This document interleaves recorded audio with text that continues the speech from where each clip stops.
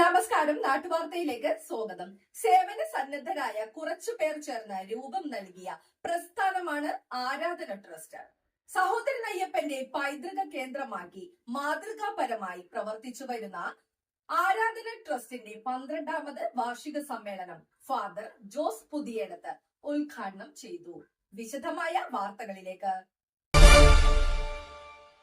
ആരാധന ട്രസ്റ്റിന്റെ 12ാമത് വാർഷികത്തോടനുബന്ധിച്ച് മുൻവർഷങ്ങളിലേതുപോലെ ജീവകാരുണ്യ സമിതിയുടെ നേതൃത്വത്തിൽ ചികിത്സാ സഹായ വിതരണവും അരി വിതരണവും നടത്തി. രാവിലെ 11 മണിക്ക് നോർത്ത് പറവൂർ റെസ്റ്റ് ഹൌസ് ഹാളിൽ വെച്ച് ഫാദർ ജോസ് പുതിയടത്ത് ഭദ്രദീപം തെളിയിച്ച് ഉദ്ഘാടനം നിർവഹിച്ചു.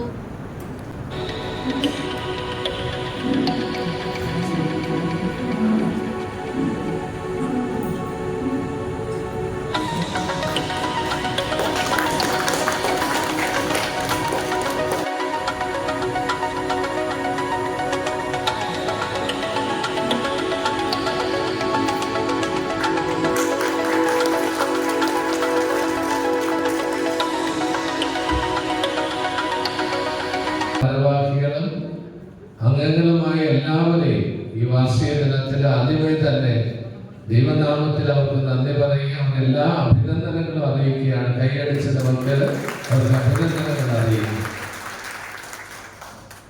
പലപ്പോഴും നമ്മുടെ ജീവിതത്തിൽ വേദനകൾ അറിയാം, സഹനങ്ങൾ കാണാറുണ്ട്. ജീവകാരുണ്യ സമിതി സെക്രട്ടറി പി രാജീവ് സ്വാഗതം പറഞ്ഞു. ജീവകാരുണ്യ സമിതി രക്ഷാധികാരി ബാബു വട്ടിത്തറ അധ്യക്ഷനായി. Paravur municipal vice chairman MJ Raju മുഖ്യപ്രഭാഷണം നടത്തി. വാച്ചാക്കൽ ആദിപരാശക്തി ക്ഷേത്രം സെക്രട്ടറി CC സാംബശിവൻ അനുഗ്രഹ പ്രഭാഷണം നടത്തി. ആരാധന ട്രസ്റ്റ് കുടുംബാരോഗ്യ പദ്ധതി സംസ്ഥാന president Sukumaran MK Palakkad, doctor Thathankode Kannan Thiruvananthapuram, Binu Anad Thiruvananthapuram, Pramod Nedungad, Saju Tharanilam Kalady, Aradhana trust വനിതാ സംഘം പ്രസിഡന്റ് ആരിഫ മുഹമ്മദ് എന്നിവർ ആശംസകൾ നേർന്ന് സംസാരിച്ചു. വേദിയിൽ വെച്ച് ആരാധന ട്രസ്റ്റ് പ്രസിഡന്റ് KB വേണുവിനെ പൊന്നാടി അണിയിച്ച് ആദരിച്ചു.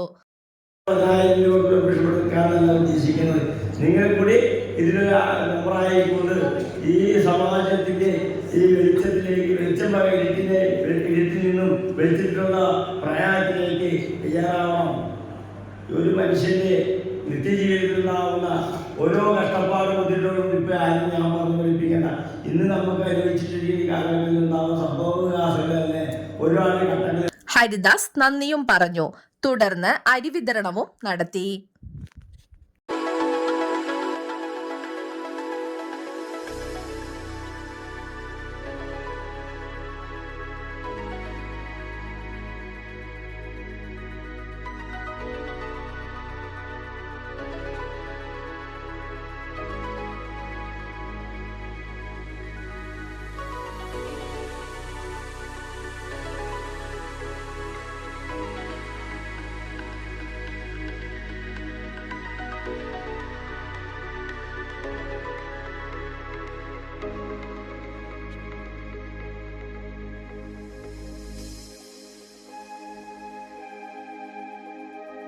ഈ വലിയ വേളയിൽ ഞാൻ അധികം സംസാരിക്കുന്നില്ല. എങ്കിലും ആ മഹാവ്യക്തി ഈ ട്രസ്റ്റിന്റെ ഈ ജീവകാരുണ്യ പ്രവർത്തനത്തിന്റെ